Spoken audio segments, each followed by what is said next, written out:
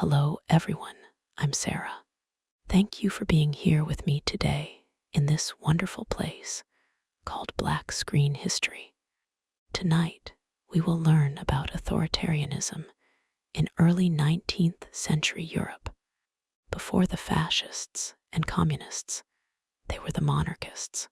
Specifically, we'll explore how the anxieties and methods born from the post-Napoleonic era laid crucial groundwork for the devastating totalitarian regimes of the 20th century.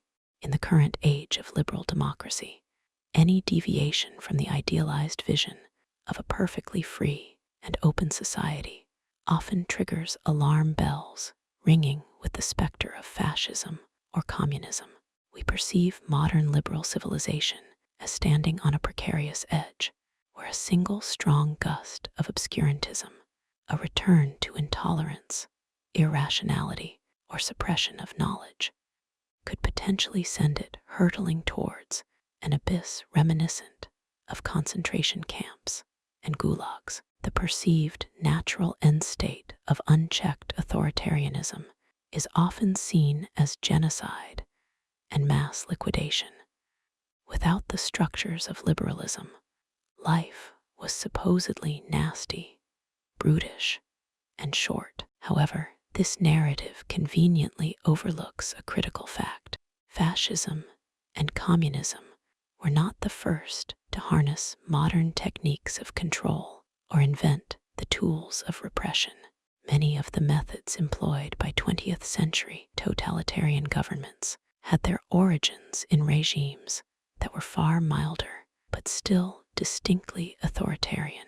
Those established across Europe after the tumultuous Napoleonic Wars, particularly under the umbrella of restored monarchical rule following the Congress of Vienna, 1815. These early statesmen and administrators, often reacting to the perceived chaos and threat of the French Revolution, developed sophisticated apparatuses for monitoring populations and suppressing dissent long before the likes of Hitler or Stalin emerged. The fear that gripped Europe after Napoleon was not merely about restoring old regimes, but about preventing any recurrence of the revolutionary fervor that had threatened established order. While the thrones of Europe may have ultimately prevailed in the Napoleonic Wars, the idea and the practical experience of revolution, culminating tragically in the terror and the execution of King Louis XVI,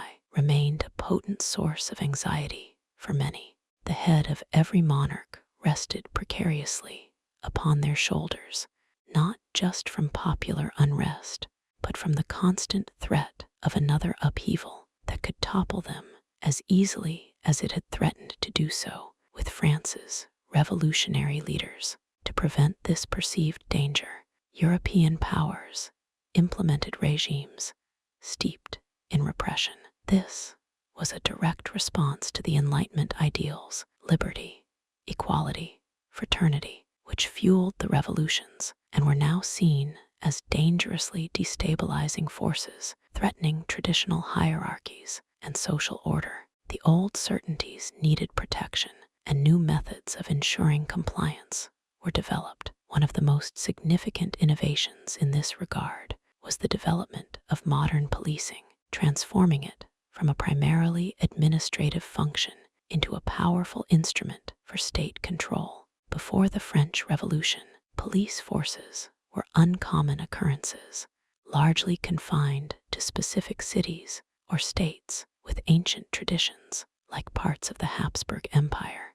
When they existed, their role was typically mundane, enforcing building regulations, controlling markets, ensuring public decency through inspections like monitoring brothels, rather than suppressing political dissent. But Napoleon Bonaparte fundamentally changed this. He recognized that a strong state required visible and effective control over its populace. His Minister of Police, Joseph Fouché, later known as Talleyrand, was instrumental in expanding the police force's mandate and capabilities. By 1815, the French had transformed policing from enforcing city ordinances into one of the pillars of government power across the entire nation. Napoleon centralized control dramatically after his return to power following the Battle of Waterloo.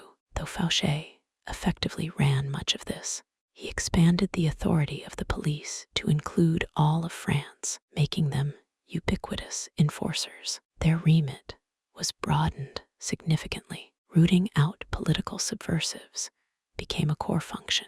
The birth of what we would now call secret or intelligence-gathering police. Fouché and his network established an extensive system of surveillance that went far beyond simple law enforcement. As Adam Zamoyski, writing in his book Phantom Terror, noted, eyes and ears were found in every rank in the army, in every salon, and every household of note. This wasn't just a vague concept, it was a concrete reality. Hired spies and informants populated ministries, courts, military units, and even social circles. These agents weren't limited to the lower classes or suspicious individuals. They were pervasive. In Paris, for instance, police often mingled with crowds at popular venues like fountains, ensuring that no public gathering was without surveillance. This constant presence created an atmosphere of fear and self-censorship among many citizens. Yet, even relying solely on paid agents wasn't considered sufficient by figures like he knew their inherent unreliability. Spies could be bribed or turn informer for personal gain, leading to false reports or unreliable intelligence. To mitigate this risk and gather more comprehensive information, the Ministry of Police turned its attention to communication itself. The mail. The idea was simple but invasive. Monitor correspondence to identify plots and sympathies. All letters passing through the French post were liable to be opened, read by officials, and their contents passed on to higher authorities. This wasn't just about intercepting revolutionary messages. It was a massive undertaking aimed at scrutinizing everyone's private thoughts. Accordingly, Fouché established an elaborate system of denunciation and information processing. Citizens could report neighbors or colleagues suspected of disloyalty, often anonymously. Agents would then analyze the reports, sometimes even suggesting how to phrase accusations for maximum impact or clarity. This created a complex bureaucracy where surveillance was normalized and suspicion became a way of life. This approach, while effective in suppressing overt dissent during Napoleon's rule and later under the restored Bourbons, was deeply unsettling.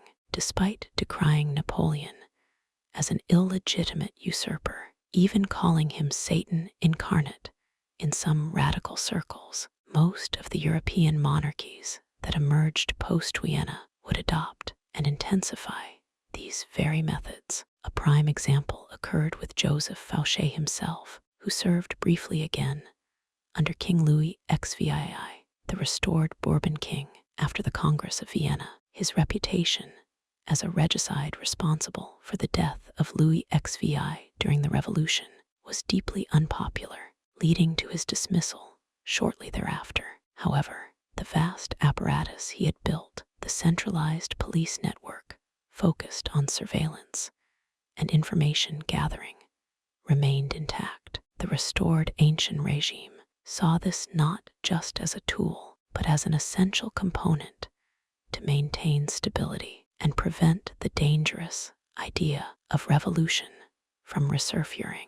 They inherited the system, even if they distrusted its creator. Louis XVI, wary of another revolution, relied on the police state established by Fouché, who became Inspector General of Police in 1820. This force was used to clamp down on the lingering Jacobin influence and any perceived threats from liberal or radical groups advocating for change. The legacy wasn't just France's. Napoleon's success demonstrated that a powerful centralized state with effective administrative control could be established anywhere. Monarchists across Europe looked towards this model not only as an example of political restoration, but as a template for how to manage populations effectively in the new era. They saw the necessity of preventing dangerous ideas from spreading and ensuring public loyalty through monitoring. In Russia, Tsar Nicholas I implemented similar, often harsher, methods under the guise of restoring order after the brief period of relative liberalization during Alexander I's reign, 1811–825. While not as overtly systematic in its early stages as France, the Russian autocracy developed a formidable secret police force known as the Third Section, Okhrana, within the Committee of Public Security, modeled after Napoleon's system, but perhaps even more paranoid and focused on internal security from the start. This organization was dedicated to infiltrating opposition groups, monitoring political movements, and gathering intelligence under strict state secrecy. The Prussian statesman Clemens von Metternich, a key architect of the post-Napoleonic settlement at Vienna, famously stated that politics is nothing but police. This encapsulated the mindset perfectly. The goal wasn't just to react to threats, it was to anticipate them and neutralize their appeal before they could gain traction. The Congress of Vienna itself mandated cooperation between European powers in suppressing revolutionary ideas, while ostensibly focused on rebuilding borders and restoring legitimacy. Its underlying principle for many participants was prudence, not principle, meaning stability over ideology. This pragmatic approach meant that the methods used to achieve it were often more important than the specific political philosophy. In Great Britain, perhaps surprisingly, this trend manifested differently, but equally effectively through legislative means. The French Revolution and Napoleon had also inspired a wave of fear regarding radicalism among British elites who distrusted revolutionary ideas even without direct rule by an emperor. While lacking the state-controlled surveillance network of France or Russia, they enacted laws like the Combination Acts, passed in 1799, which banned certain types of labor combinations, strikes, and crucially, laws targeting seditious libel. The concept of sedition, inciting disobedience to lawful authority, was broadly defined. Anyone could potentially be labeled a seditious person for expressing views deemed offensive or threatening to the established order. The infamous Cato Street conspiracy trials, 1820, in London, where several individuals were executed and many imprisoned based on intercepted correspondence and accusations, served as a stark example of this climate. Joseph Fouché's influence extended even beyond France. His methods influenced police systems across Europe. In Great Britain, the original Metropolitan Police Act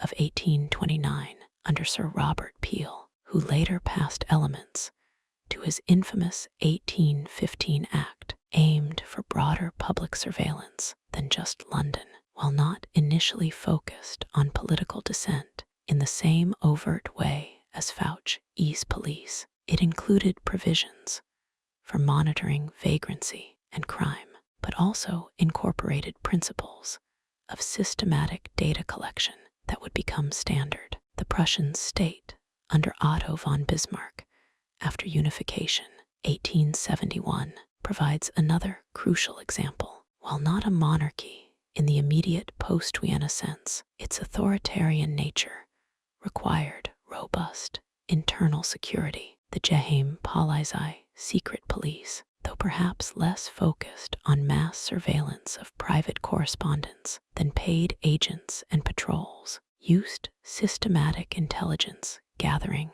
infiltration, and censorship to monitor political movements like socialism and liberalism that were seen as threats. The Habsburgs in Austria-Hungary, particularly figures like Count Kaunitz under Maria Theresa and her son Joseph II, though their methods predate the revolution directly, perfected bureaucratic control. Their system involved a dense network of officials, judges, bureaucrats, military officers, acting as informants within society itself. The elaborate court etiquette and the pervasive presence of state functionaries created an environment where loyalty to the crown was paramount, and expressing certain ideas could be risky. The Gesellschaft der Eintracht, Society of Concord, a secret society founded in 1780 but suppressed during the Napoleonic era,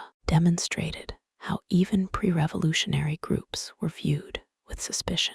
Its suppression by Louis XVI himself under Edict of Fate 1790 was an early example of state intervention against Enlightenment-era associations based on perceived ideological threat. This intense focus on controlling ideas through surveillance and the threat of punishment marked a key difference between 19th century European authoritarianism and its 20th century counterparts. The essay posits that perhaps, in this way, the people of 19th century Europe largely avoided facing atrocities that became hallmarks of the 20th century under totalitarian regimes. This argument rests on an important distinction. The targets weren't necessarily individuals, based on immutable traits like race or class, as often happened later, but rather ideas. The revolution was seen as a disease, not a specific group. While this made it harder to define who exactly constituted the enemy, it also meant that repression focused on abstract concepts: liberty, democracy, national unity, through popular participation rather than concrete groups. This focus on an idea created a different dynamic. It required constant vigilance and interpretation, but often lacked the totalizing logic of later ideologies like Nazism or Stalinism. The goal wasn't necessarily to eliminate an entire class or race. It was primarily about ensuring that certain dangerous thoughts didn't spread, certain associations weren't formed, and public expressions aligned with state-sanctioned norms. The surveillance state created in this period was often brutal, but perhaps less ideologically driven than its successors. It lacked the ideological purity tests, mass purges based on racial theory or class warfare, which characterized much of 20th century totalitarianism.